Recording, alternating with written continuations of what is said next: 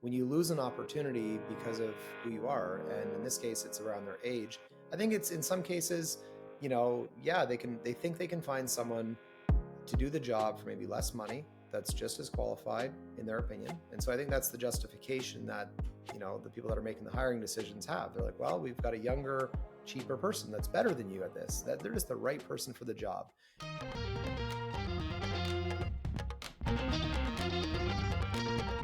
Welcome back to another episode of The Pursuit of Purpose. My name is Chris Kiefer, and I am here with Jesse Hops, the founder and CEO of Demand Metric. Thank you so much for coming on, Jesse, and taking the time to talk today. Hey, Chris, thanks for having me on the show today. So let's dive into Demand Metric. You're helping, tell me if this is the correct words, but combating ageism and helping these executives with lots of experience take on big strategic consulting companies like McKinsey. Is that right? Yeah, in a nutshell, you got it. So tell me, how did this come to be, and what have you learned in the process?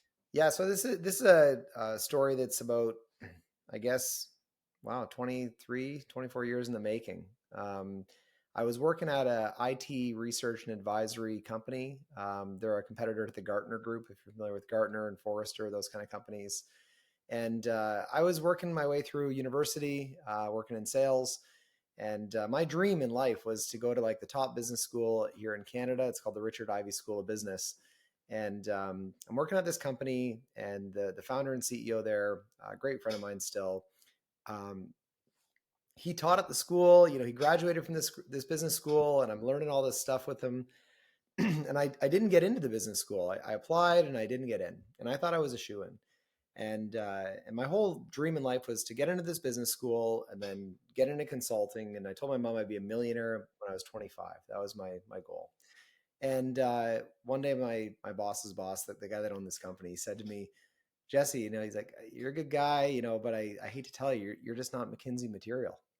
And that was kind of the start of I guess the kernel of where my story kind of started. But I, fast forward 18 years after that, I had founded a company doing research and advisory for marketers. We kind of built this out to be kind of the world's leaders of business and consulting tools and templates and playbooks. And for a long, long time, we just sold directly to enterprises and did the work ourselves. And a couple clients over the years told me, hey, I took your playbooks and I did coaching with my clients. They did the work and they had a great outcome, and they paid me all this money, like over $100,000 to do like 8 weeks, an hour a week type of deal of coaching. So I'd heard about this concept from some of my clients who are consultants, but I never really pursued it as a business. We were doing our own subscriptions and licensing and consulting work ourselves, but I'd heard about it. And about, I guess it was February of this year, we decided to cannibalize and shut down 4 companies basically were operating inside of this little company, and completely pivot to helping people get into a strategy coaching business model for themselves. Because I just heard over the years from so many executives that after about 55, it's almost impossible for them to get a job. And I thought, why? These are the people that have the most knowledge, the most experience, in the world. We need a generation of problem solvers. The world's got a lot of issues, and they can't find work. And so you got this huge population of very, very talented executives from the best companies in the world that literally can't even find jobs. And they're not ready to just go play golf every day and retire. They don't want to bag groceries at Walmart, and so they want to work. They still got 15 years of runway in them. And it's this discrimination, right? That, at a certain age, they just can't get hired. So I thought, well, I got all these great playbooks and tools. I've done a lot of work with enterprises myself, but I can't scale me. So there's this huge labor pool, millions and millions of these boomers that are, not quite ready to retire, have all this knowledge, but they can't get work. And so that was problem number one. And problem number two was, the strategy consulting model, the McKinseys, the Bains, the BCGs of the world, they've been doing it for a really long time. And I just don't think that their model's working very effectively. You get a partner that goes in, they sell the work, they send in some 27-year-olds from the business schools to go do the work, and they don't really motivate and energize the people to go and execute the strategy all that well. But they keep doing it over and over and over again. So my whole brainchild was, why don't I take my playbooks and tools, take these people that are having a hard time finding work at this point in life and teach them how to be coaches instead of consultants, coaches that can go in, work with teams in these companies for them to develop the strategy, teach them the analytical, critical thinking kind of skills, transfer their knowledge across. It's a win for the coach, right? They can't find work. It's a win for the company. They get a much more practical, experienced person in the trenches working with their team. And their team is much more accepting of this because they're learning. They're not just being interviewed by the consultants and then having this regurgitated back to their management team, and it's kind of pissing them off in the process. They're actually engaging. And so you got this big employee engagement problem, this big ageism discrimination problem. I thought I could maybe try to solve for both of those by putting this group of people into that type of work. Mm. So the ageism is just define that term for everybody, just to make sure we're talking about the same thing. Yeah, so ageism is basically, it's a form of discrimination where if you're too young or you're too old, or based on your age, people don't think you're qualified or the right person for the job anymore. And so I experienced it as a young guy. I don't know if you've experienced this yourself, Chris, but I was a very young enterprise consultant, and this is before the Zoom days, right? We were just on the phone, so they didn't know how old you were. If you could talk a good game, they'd maybe think you were a lot older. But I remember being in my early 20s selling consulting to huge companies. And if they only knew who they were talking to, they wouldn't buy it probably, right? But I felt like I had to be kind of careful with showing just how young I was, because it would have been ageism at the young end. And then I experienced it more with a lot of clients. I've worked with probably 10,000, senior executives over the past 18 years. And it really became apparent that, especially in a tough economy, they want to bring in, with succession planning, right? They need to bring in the jobs for the younger people to move them up. They got to push the other guys out. And so now you got ageism on the top end where they have a really hard time finding salary. Is it still, or I guess I'm thinking like strategically for a business, it wouldn't be ageism if they're firing or letting go of a senior person to have a younger person do the same job for half the pay. Oh, I mean, that's just business. Right. But your ageism would be like, you're old. And because of your age purely, we're going to have someone else that's not old get paid the same amount and has more or less the same qualifications. It's just like it's ruling, like you said, if you were, if it were possible to hide what someone looks like and they were working virtually, would you keep this person if you didn't know I that they think were so. old? It's kind of like, Yeah. women in childbearing years, right? Are you going to get the job? Are you worried they're going to take a big, time off because they're going to have kids? Like, there's a lot of women that get discriminated against around that age in life, right? And so it's a matter of when you lose an opportunity because of who you are, and in this case, it's around their age. I think it's in some cases, they think they can find someone to do the job for maybe less money that's just as qualified in their opinion. And so I think that's the justification that, the people that are making the hiring decisions have. They're like, well, we've got a younger, cheaper person that's better than you at this, that they're just the right person for the job. On the other hand, I think there is some discrimination to think you're also didn't grow up with the internet and you're in this generation where you're not as tech savvy and everything's moving to software tools and all of that. And so you're a dinosaur now, and we're going to bring in 45-year-olds or 51-year-olds rather than 62-year-olds to do complex jobs that are requiring more and more software and things like that. Right. Interesting. So, how do you I'm not an expert in the McKinseys of the world, but what is the, how do you go about, I've heard of, that's kind of like the, Charles Schwab's, just it's a mega companies, right? The Wall Street strategists and all that stuff. How do you take on a company like that? Yeah, I mean, it's strategy is it's an interesting thing.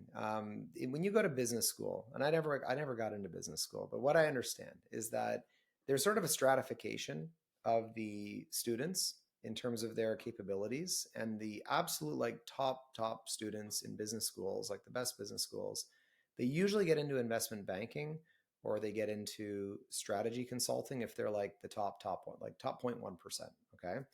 The ones that are not quite there may get into consulting in general. So there's kind of like this, like strategy consulting is like the pinnacle. And then you got general business consulting, marketing, technology, other types. And then you have kind of like accounting.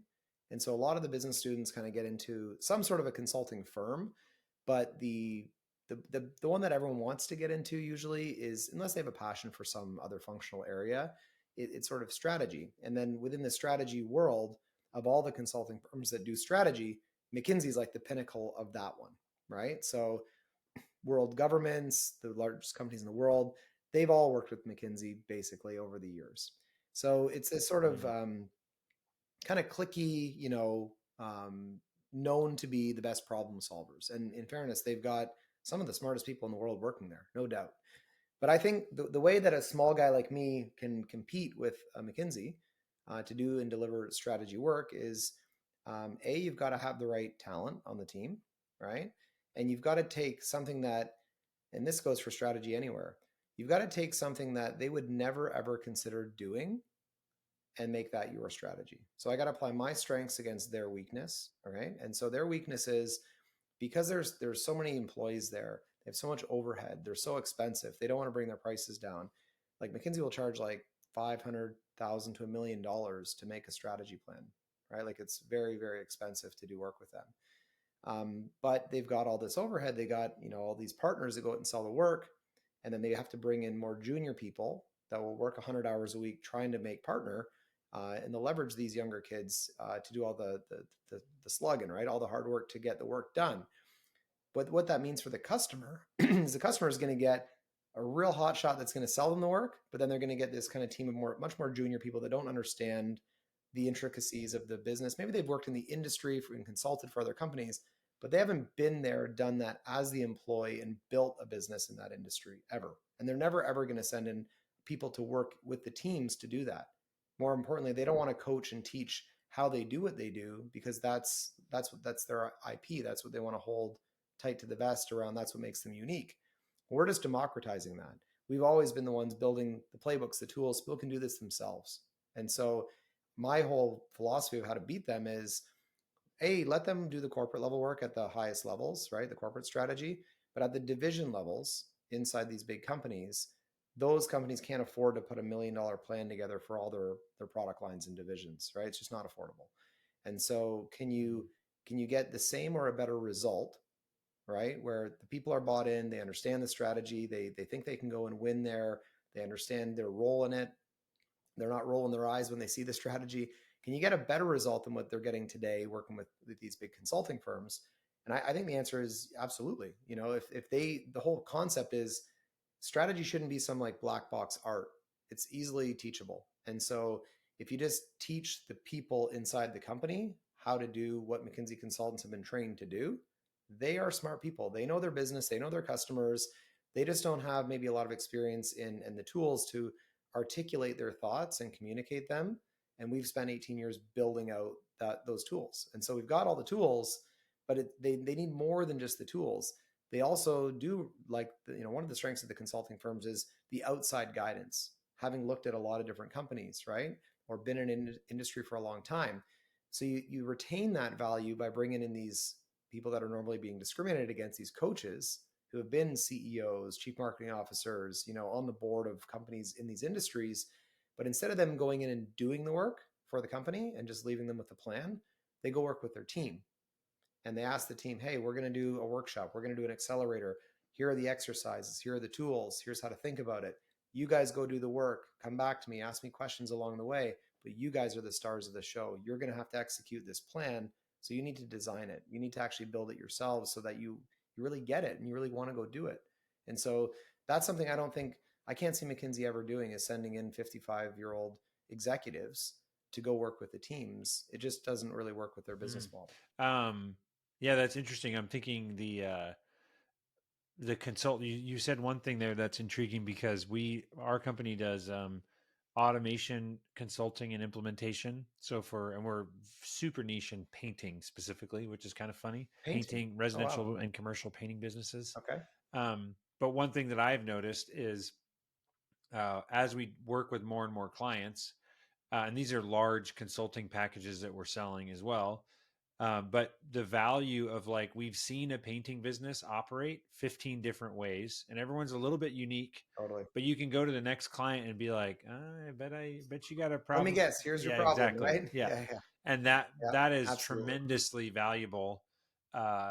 And I've seen that, yeah, just firsthand. That's like, oh, this is like another, like, obviously when we worked with the first company, I didn't know that, and there wasn't value there. But then as we continue to refine and stuff, we're able to move faster and be more confident in like what the structure should be of their data and their business and stuff like that. I like to say you've had a lot of looks, right? And when you've had a lot of looks, you develop expertise, right? It's kind of like any artisan, any tradesperson. If you're a plumber, if you're a roofer, if you're anyone, and you've had a lot of looks at a lot of roofs, you're like, oh, I've seen this before. You know, that's just expertise being developed over time. And Mm, when you're even in sales, sales is a great place to develop expertise because you talk to so many people. mm, With us, because we didn't do deep consulting for like 15 years, it was mainly developing the content based on requests from our members. We talked to like literally probably, we sold 8,000. We must have talked to, I don't know, 20, 30, 40,000 people that are doing these jobs. And so when you talk to that many people about how they approach their work, what are their challenges, what are their problems, what are they looking for, what tools do they need, you develop a whole different perspective around what good looks like, what are the people that are succeeding, doing differently from those who are not doing so well. And then if you can transfer that knowledge, I'm sure that you know the value of your consulting practice has only gotten better over time, right? You're much more valuable to your clients at this stage. so I'm curious, your model, like demand metrics specifically, I might not use the same word that you would, but I'm trying to understand. You guys are like the in between of the executives that have the experience that aren't necessarily consultants yet or don't know how to go that route, and then you're also collecting or identifying companies that might hire these people. So you're kind of like the You agency got in it. between, more or less. And now, a quick word from our sponsor, which is Boolean Review. Boolean is a review software that my wife and I own, and we sell this software to home service businesses. So I know there are many different people that listen to this podcast, but if you know someone, an electrician, an HVAC business, a painting company, maybe a coffee stand, someone that is providing service to customers and get found online by customers, we would love to talk to them. This is a review software that is the highest converting review software in the home service space in particular. And if you're wondering what that means, if you have 100 clients in your business, the typical business gets between 1 to 2% of those customers. So for every 100, they would get one person or two people to leave them a review on Google. Other review softwares get between 3 and 5%, and the Boolean review software gets 20% of your customers to leave you Google reviews. And these are fantastic Google reviews with lots of words, keywords that are going to help with SEO, pictures, stories, the names of your employees. So if you want to learn more, check out booleanreview.com. And now back to the episode. Yeah, I mean, that's a good way to look at it for sure. It's sort of a two-sided model, right? On the one hand, we've got people coming in that are looking for tools, looking for help, right? On the other hand, we're training and coaching these coaches up, right? A lot of times they're executives looking to, maybe they just got recently laid off and they're like, I got all this knowledge, but now I can't find work. And then they stumble across our program and they're like, yeah, I'd love to do workshops and help coach and train these people up. You know, I'm born for this. How do I do it? I don't know how to get my clients. I don't have playbooks. I don't know how to deliver the work. So it's easy to teach the people how to kind of do it conceptually, but where the rubber hits the road is, can you help them actually go out and get some customers? Because if they're unable to sell and get the work, they're going to have a really, really hard time succeeding with it, right? They're going to give up on themselves pretty quickly. And so we've found that we've actually got an interesting, we call it a flywheel. And it's a model where the same people that are interested in learning about this are often executives in companies still. They haven't left their organization yet. And so we'll tell them, before you leave, before you cut off your benefits, your salary, all of that, why don't you practice doing what you'd be doing out in the field as a coach at your company, right? Why don't you just do it right here? Leave them better off than you found them. Get some experience, get your first case study, your first testimonial, your own company. And you start doing that and you teach them how to really drive growth in their company. And all of a sudden they're kind of stuck and the company really starts rising. And the company looks at them a little bit differently. They're not like, oh, you're just kind of here doing your thing. Like, you're really driving change and transformation and growth, and right when they're like maybe thinking about maybe not laying them off, maybe promoting them into another role or who knows, I tell them at that point, tell them you want to change your relationship. You don't want to be an employee anymore. If they want your brain on the problem to continue doing the work you're doing there, you should flip into a coaching or consulting relationship with them. And if then they want to scale across multiple divisions and you want to get some backup, you've got all the people in our program. So I say, buy this for your company first. If they lay you off, or you want to change your relationship, then come and join our program at that point, once you've got some experience. And often they'll say, well, I like that idea. I want to stay here, but I do want to get into this at some point in my life. And I say, well, great, buy the program, and I'll send in a coach who recently came out the other side, who was in your position before, got some experience, and now they've joined us. They're looking for clients that they can go train on the job at work. And so often they'll hire us and bring in one of our coaches and then do the work, be part of that team, and then they'll come and join us later on so they can do the same thing afterwards. So we call it kind of a Yeah, flywheel. that's awesome. I was going to say it sounds like you kind of answered that, but my mind was thinking um, companies that come to you looking for help, they hire one of these coaches, and then how often do those lead to, or what percentage does it lead to that person then getting hired by that company? Or is that maybe rare because the people that are coaches are like, no, I'm not Yeah, looking for that anymore. they don't. Most of those people at that point in life don't want to go back to a job. I mean, Once they they want taste their the coaching, independence. it's like, this is, Yeah, once they know that they can make, imagine if you could make, some of these guys make 25 grand in a day. And so they used to make that in a month at a job before. And so you get a taste of that, and you can live the lifestyle you want to have the time back, have the contribution you want to have, and be adding value. They're not usually looking to go back into the yeah, corporate yeah. world. Interesting.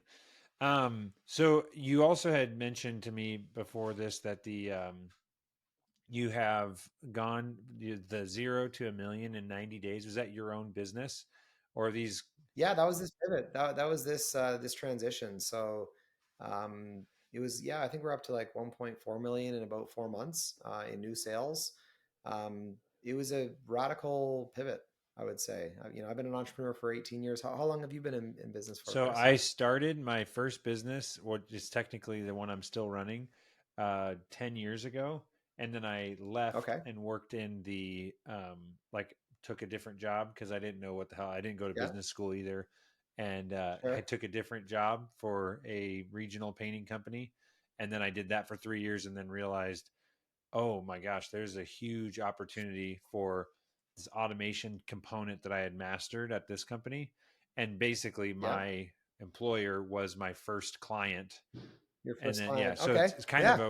You could have been in my a weird program. analogy of that. 100%. Yeah, but I'm not, yeah, I'm not the ageist target like you had Yeah, I said, mean, but I feel like it's the same exact thing where, um, I would tell people like my current thought is if you're working in a business, like just get really, really good at whatever it is you're doing and start paying attention to what problems does your business have. yeah, And the other thing that looking back, it was just like, this was so perfect. I wish I could say I architected this, but our business was in a mastermind with like a consulting group of a bunch of other painting companies. okay. So I'm just the marketing director, but I'm trying to network and learn how to be a better marketer with all these other marketing directors Hmm. around the country.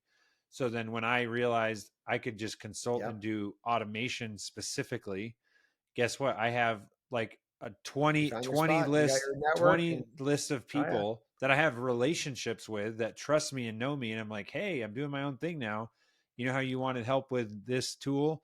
Well, if you want, we can chat about how that could look. And it's like the most efficient way to switch and transfer, as opposed to, like you said, people that are out of work. It's always harder to find a job when you don't have a job, right? Agreed. Yeah. And having a plan, or starting to develop a roadmap. And again, the funny thing to me is like looking back, it wasn't like it was a very like relatively slow but also faster than I thought it would be. But I could have been even faster if I would have known the path, if that makes sense. Because Hmm. it was kind of like, ooh, I Absolutely. wonder if this will work. And for the first 3 to 6 months I was like, I wonder how long I can keep this going before I have to get a real job again, and then it just kept snowballing. Just kept Yeah. going.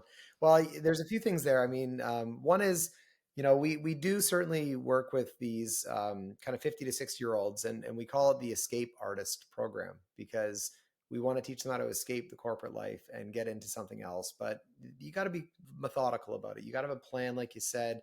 We teach them, stay employed, maybe either practice in your company, like you said, start creating value, start learning, start, applying yourself a little bit differently, and you'll have new opportunities within your company, in your career. Or look at your employment agreement and see if you can do a side hustle, and maybe work your network and see who figure out who's in your social circles that you can maybe practice with. Offer a free thing, like just get some reps in, so you've got more confidence that you could actually make a go of this if and when they decide to lay you off or you decide to go.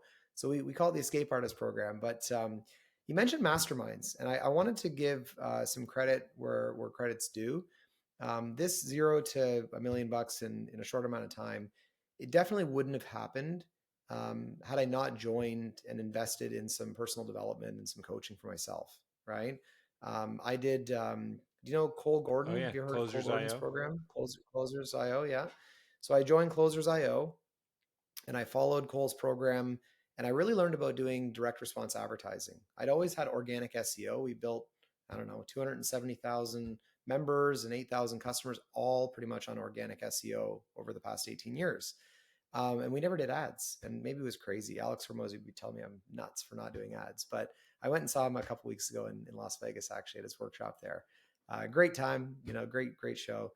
But anyway, I took Cole's program. I looked at the ads that they were doing. That's why I joined it, as I saw his ad and I was like, this is really direct and really good. So then I jumped on a call, and I really just wanted to learn how to do what he did. And then the program was great. It had all the videos, all the content. And then I started thinking, if I'm going to build something like this, I got to learn from some of the guys that are really successful out there doing it. And so I went pretty deep with them. I started working with an account manager. We just followed the instructions. We actually executed the advice in the program. What I've learned about masterminds is you got people that join them and just sit there and hope that it's going to happen for them, and they don't do anything.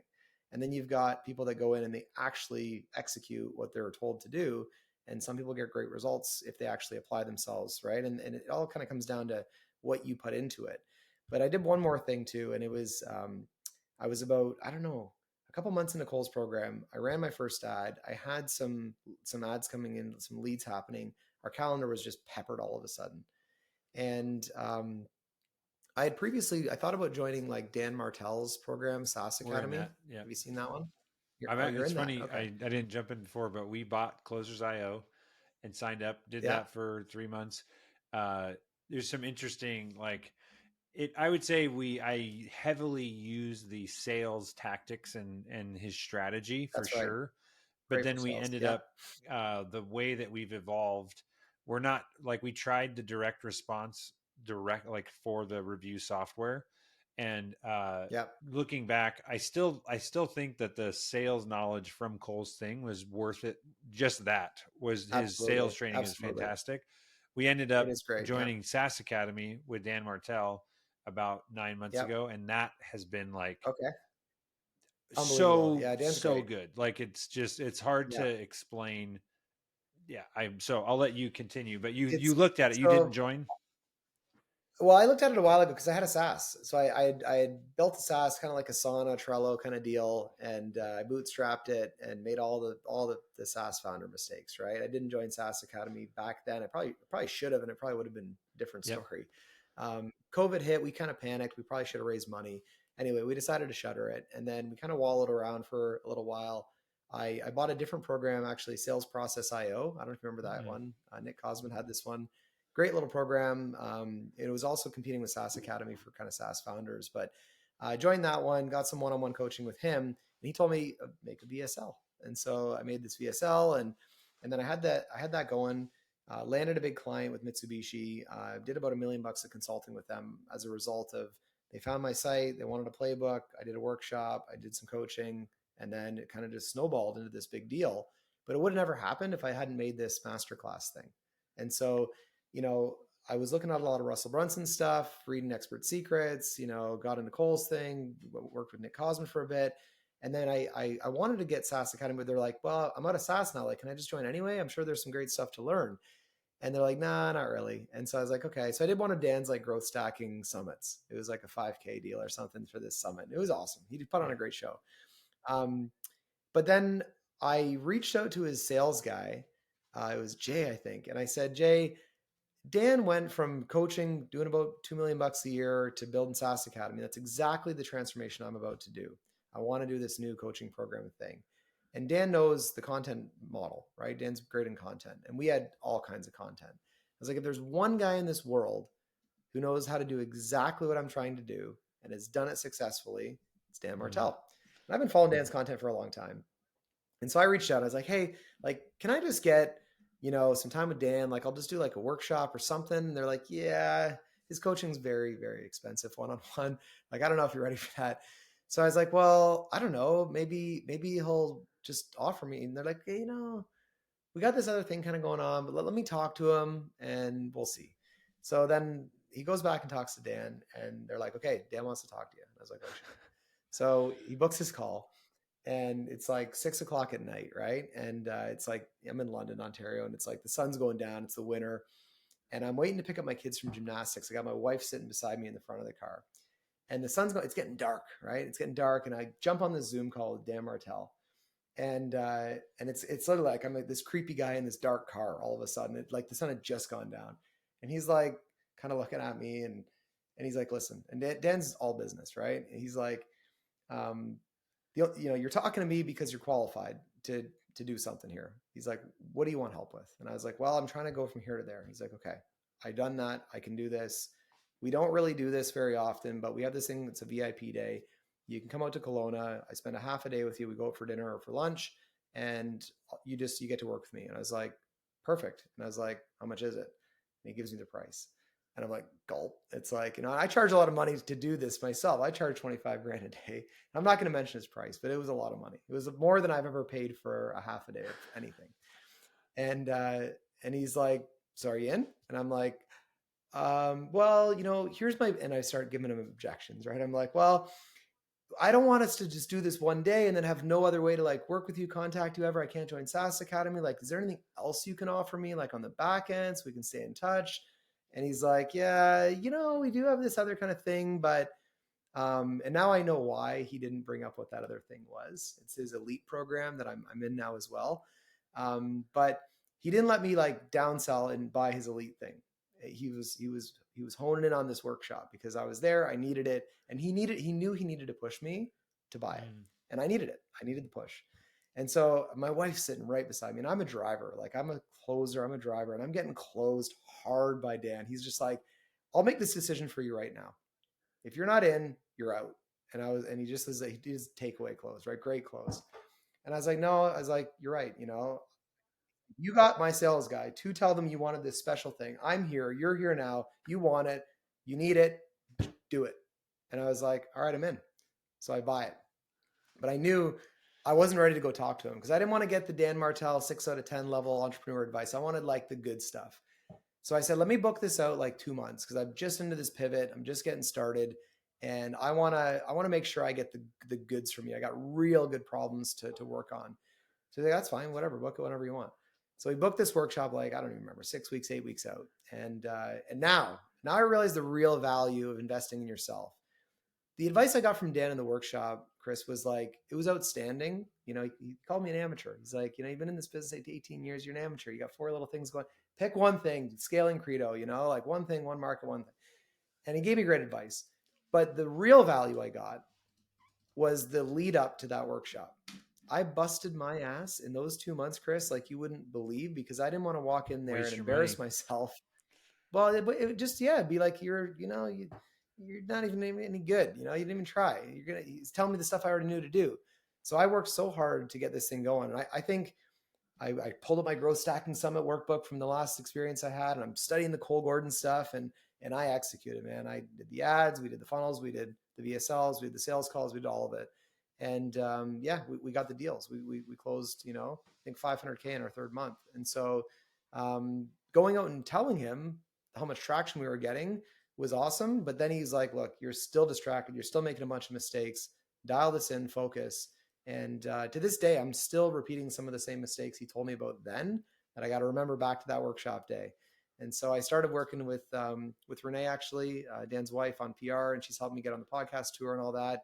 I've got this book coming out. And so I really like Dan. Dan's an amazing influence. If anyone is listening to this podcast and isn't in Dan's world, go listen to Dan. He's got amazing free stuff. And if you can get into his elite program or SaaS Academy, you won't regret it. It's unbelievable. Cole Gordon's great. Alex Hormozi's great. I mean, Russell Brunson, all the old G's, Sam Ovens. You've seen it, right, Chris? I mean, but you've invested in yourself, right? How much have you spent on personal A lot development? more. Yeah. And Coming up on six figures? it's funny Yeah, that as you get into it, it's like, you realize that a lot of times, like you said, it's the writing the check. Or I think he might even say that's the it. transformation happens that when you sign the check, because you're just like, Yeah, yeah. oh, it's real now. You pay attention to what you pay for, Yeah. right? The Absolutely. transformation happens at the Yeah. transaction. That's what the Dan Oh yeah, word he's got a is. million Yeah. one-liners. I love the damn one-liners. Um, that's So awesome. yeah, So to make sure that we wrap up on time, can we shift okay. to 3 book recommendations? Well, since we're talking Dan Martell, I'll throw out Buy Back Your Great Time. book. You know, if you're an Yeah. entrepreneur and you don't want to build a business you hate to own, and you're worried about an Here exit, you go, exit, right here. exit, it's Got the probably because you the don't have Dan a business signed you want. copy. Oh, you got it signed. There you go. Definitely get Dan's book. You know what? I'm just going to go with the OGs, man. These are the guys that influenced me. I was an entrepreneur for a really long time, but I didn't really start scaling until I really studied this stuff. So I'm going expert secrets. I'm going 100 million offers. I'm going buy back your Mm. time. They've been in this season, those have been the ones that I've had to dial in. If Cole Gordon had a book, I'd throw a prop out to him too. But those are my top three. Yeah. Awesome. And what is your favorite movie? That's a tough call. Favorite movie, I always go with Shawshank. Oh, it's a classic. I always go with Shawshank. Yeah, you know what? I don't know if you can beat it. It's so It good. is. It So is I the. think I that's don't know if Shawshank you're an Redemption. IMDb guy, but it is the number one rated IMDb movie of all time. So It may be the best yeah, there ever was. Yeah, I mean, I got a lot of favorite movies, but that one's got to the be the best of the backstory best. of that. There's a podcast called Rewatchables. If you've heard that, and Oh yeah? it's by No. Dan Simmons, or Simmons is the guy's name. I can't remember he's like a ESPN or like a sports writer, but he also has this Yep. podcast that's just called Rewatchables. They go through different like classic movies that you could watch again, and they did a breakdown of the Shawshank one. So if you look up Yep. Rewatchables Shawshank, the backstory of like it was just like it did nothing in good in the box office. It was like basically nobody even Oh yeah. noticed, and then it just like Yep. the back end sales of that where it made tons of money. Well, the story is just so good. It's got real solid, and Story is a great book. I think it's Robert McKee wrote Story. If you ever want to get into the film Mm, business and do good copy or good story writing, Story is just more of a textbook, though. But when you look at the principles of great story writing, and Russell Brunson talks about this in Expert Secrets, right? Story is key. You know what I mean? And I think that's why Shawshank's so good, is the story is just so mm. well done. And how do you recommend people get in touch with you? Yeah, so I mean, if they want to check out just all the playbooks and tools and all the content we've built for consulting, coaching, all that stuff, the website's Demand Metric, just singular, not metrics, demandmetric.com. Everyone's confused it for 20 years. And then if you want to find my personal stuff where I'm talking personal development, it's just at Jesse Hops is my Instagram handle. And YouTube's got some long form, just at Demand Metric. Awesome. Well, Jesse, it was a pleasure talking to you. I'm glad that Renee connected us, and yeah, it's excited to. It's always cool meeting people that are absorbing and digesting all the same information. So it was fun. Well, it's great to meet you as well, Chris. Congratulations on all your success and finding a spot. I love meeting entrepreneurs that didn't go through business school and made it happen. That's right. I'm So an I engineer. feel I'm like just an engineer in my you're an mind. And then like I yeah, always joke that at one point in college, I was like, "Ooh, I should minor in business." So I signed up for an accounting class. And I good remember, idea. because I'm an engineer, I'm taking like multivariable calculus. I'm like, oh, counting, what do you like add 5 + 5? It's easy. This would be easy. And it was basic, like we had our first test 2 weeks into the semester, and I got a D because I did no studying. It was literally like a vocab test. And I was like, debits, Oh yeah, credits, like what are we talking about? I thought it was positive and negative, whatever.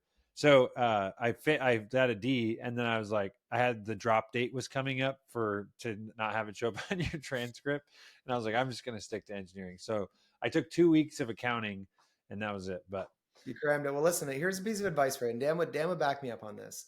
And my billionaire buddy Joel McLean would tell you the same. Okay, Management accounting, not like debits and credits and counting the money. Management accounting for decision making will make you rich. Okay. It's a different science altogether. It's all about cash flow. It's all about predicting the future based on the variables that you've got in your business. It's taking like an engineering approach to like financial architecture of your business. Management accounting is a whole different science. And so for an engineer who's good that you can do the math, most people can't do the management accounting well. And that's the top McKinsey guys, the top guys that go to the accounting firms and do strategy level consulting. They're doing heavy duty management accounting. What's a book for that as an topic, entrepreneur, or a video, or? honestly, man, I'm not an expert in it. I've got a team that does it for me, but I know that I need to get better at it. So if you find a great one, let me know. But I know any good business school, they'll give you a textbook, just chat GPT it. Yeah, management accounting, it's a lot different than cost accounting. I'm wondering, because Dan Martell recommends a book that's by Peachtree or Greg Crabtree. Yep. Is that in the world of management? Simple Numbers. Is that the cash? Simple Numbers 2.0? Yes. That's 100%. It's looking at cash flow and management accounting. Definitely. Greg Crabtree. Simple Numbers. Yeah. I keep trying to remember the name of that book and to recommend it to people. Simple Numbers. All right. Well, thanks so much, Jesse. Appreciate having you on. Hey, Chris. Good to meet you, man. We'll see you soon. Thank you so much for listening. My name is Chris Kiefer, and my mission is to champion the relentless pursuit of purpose. And what that means to me is to be an example, a champion, someone that is in the trenches, working and showing and winning and trying and failing in how to pursue a deeper and more meaningful life with the people that I love, with my kids, with my friends, with our family, and also just be a champion and example of entrepreneurship and following my passion and doing what I believe I'm called to on this earth. And so if that inspires you in some way, please share this episode.